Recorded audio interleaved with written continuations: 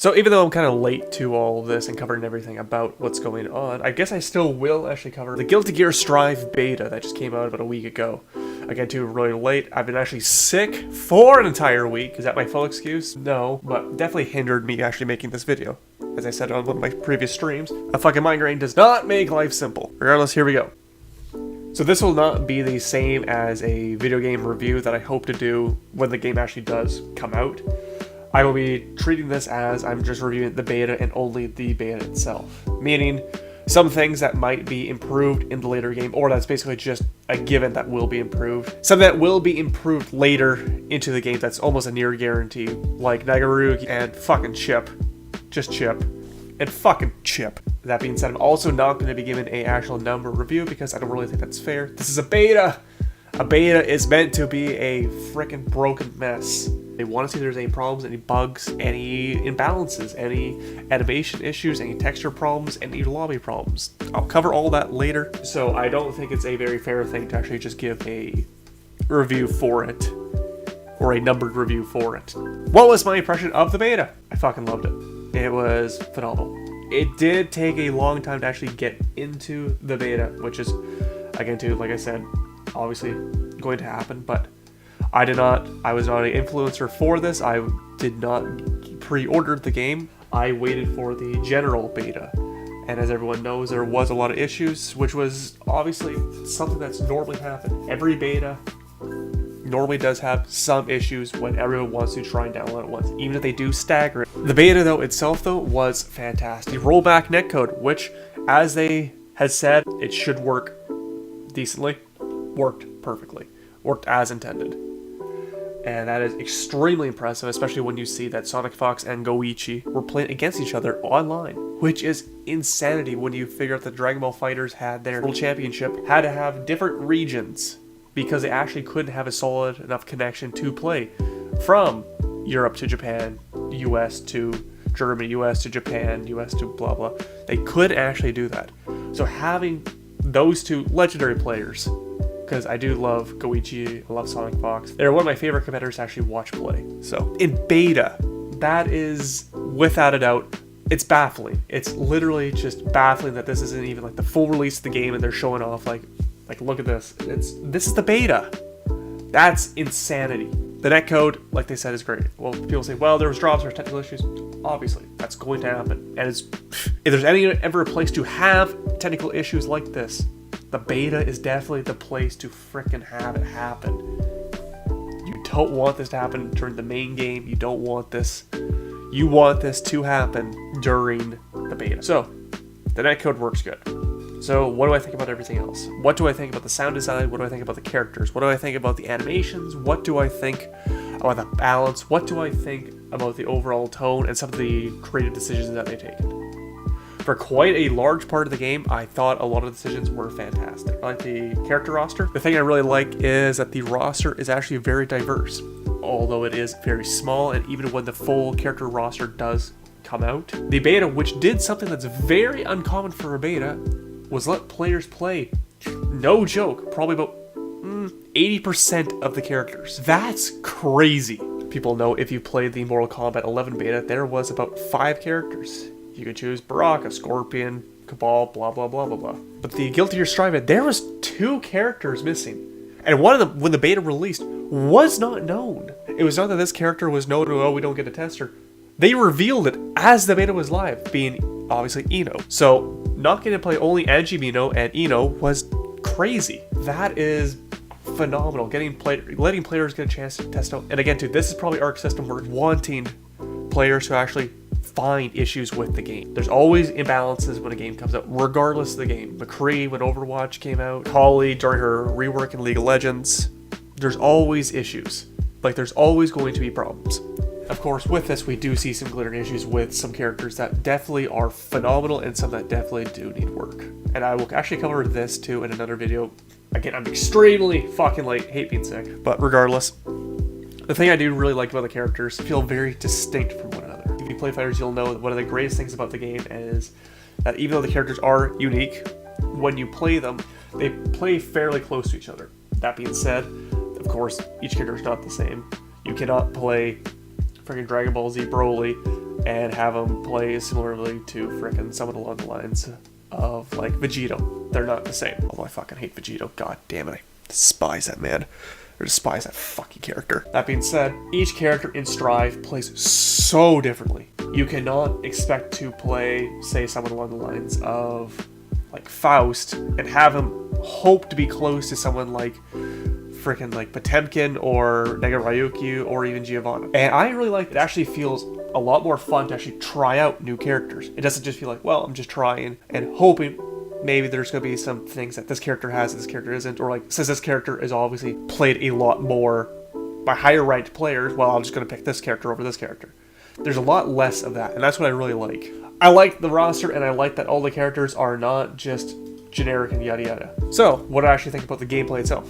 If I'm being completely honest, I'm not really a big fan of footsie style fighting games. So, games like Street Fighter and even Mortal Kombat 11. That's why I didn't say play Mortal Kombat 11 as crazy as some of the other games. I like Injustice 2 a lot more. That being said, I do really like Guilty Gear Strive. My only complaint is that I feel that the characters are fairly balanced. Of course, some things do need work, but again, beta, yada yada. But a lot of the things that people were very, very, extremely horrified about was going to be that the counter prompt, whenever a counter is landed that takes up majority of the stream, would be very noticeable and a huge annoyance. When you actually are playing, you just tune that shit out. It's kind of sad that that actually has to be tuned out, but regardless, worry about that when the actual game releases. Maybe they'll fix it. Who knows? This is the beta. The animations are amazing. The background animations are even amazing. The matches themselves don't last a long time, which is a tiny complaint. Not that you want to actually rebalance the damage, because holy fuck, that's tricky. Right, Riot? Right? Huh? Like, just having more matches would be fun. The same thing is, these animations are absolutely incredible. Holy god. These seem like the animations that Arc System Works really wanted when they actually made the game. Now, what do I mean by that? I mean that is, regardless of the game, when you develop a game, there's always going to be things that you do hope is in the game by the end of it, and never is, either whether this is due to freaking budget constraints, things not looking as you had hoped, time constraints, or just technical problems with the code. There's always going to be things that do not work or are not in the game as you hoped. The insane thing is, these look like they were what they wanted from the start, and it's absolutely incredible. If you want to take a look at just absolutely impressive feats of the animation, just play Faust. Regardless of damage, gameplay, blah, his animations are freaking baffling, and I just can't believe that they managed to do this. I find that the actual gameplay itself is great. The games are fast, they feel very strategic. Whether having the burst mechanic to stop a combo, whether to landing a super, whether it be to using a Roman cancel to get a better positioning, it's just fantastic. It's fast-paced, fluid, and exactly what you want from a fighting game. What was the things I really didn't like? The main thing that every player fucking hates unanimously is the lobby system. You want to never think about the lobby system. Now, am I saying I want, like, just a crappy generic lobby system? Well, what am I specifically saying? With a lobby system, you want the players to not even really notice the lobby. You want them just to focus on what they want to focus on. You never want them to focus on the lobby. A phenomenal lobby is going to be when players don't even realize it or don't even have any complaints. That's a fantastic lobby. This lobby is, holy god. I'm going to assume they made the lobby with this unique art style, with the characters looking the way they did, due to budget constraints. Whether it be, if they want to make the lobby better, it actually takes resources. I'm going to assume someone came up with this lobby system, or came up with the art style and the way the lobby is to try and save money. And I'm not going to ever rip that decision apart. If they have to choose between making the game worse or the lobby worse, everyone in the world is going to want the lobby worse. It's unfortunate that that's the decision, but when I did see the lobby, yeah, it was not fun. Plus, the removal of ranked is something that's very missed. The floor system is unique. I can definitely see the developers were wanting something a little bit less competitive and actually wanting something distinct. That is the nice thing about the floor system, is there's an actual visual difference between that and, say, like a rank level. Because, like, regardless if, like, you say if we're looking at Dragon Ball Fighters, if you're a Angel rank, you're still in the same lobby as someone who, say, is a Pride Trooper, God Destruction. it's the same rank, or it's the same lobby. That being said, in Strive, there's actual visual difference, which is great. But not actually having a rank system at all hurts. That being said, the actual lobbies themselves, since they do not look fantastic, you don't want to be in them. It doesn't matter what the differences look like. You don't want to ever be in the fucking lobby. Which is another main complaint is, it's hard to actually find someone. Simply, if you want to fight someone, you have to track them down, essentially, whether this be physically fucking walking to a player and hoping they want to fight, or scouring through the menus.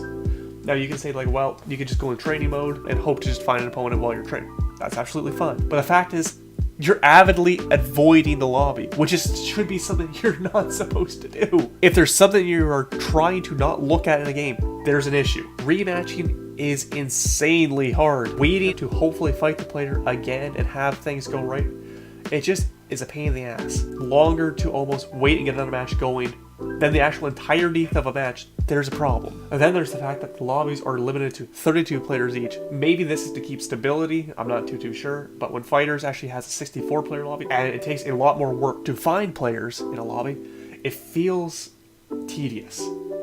Now maybe this will be fixed in the game, but as of right now, this is a very big issue. Am I concerned that there is no ranked? I am concerned. Fighting game players, they're competitive. That's the whole fucking thing about fighting games. Players are competitive. Removing the rank to try and make things more casual, like the players that will stay, players that are dedicated to the game. If you look at video games as a whole, there will always be a drop off after the game is released, and that is no different for fighting games. Actually, fighting games has a significant drop off after the game is released. Why is that? Well, they get bored of it. Players that aren't, say, as good at the game, or just play it just for fun, they're not going to keep playing the game. It's going to be the players that are really competitive or really drive to keep playing. That's who's going to stick with the game. That's why you see concurrent numbers won't be as high in a fighting game. So not having a rank system, it's a huge detriment to the game. But this is the beta, yada yada yada. Do I actually think the final game will have ranked? I don't think you'll actually have it upon release. Give it enough time.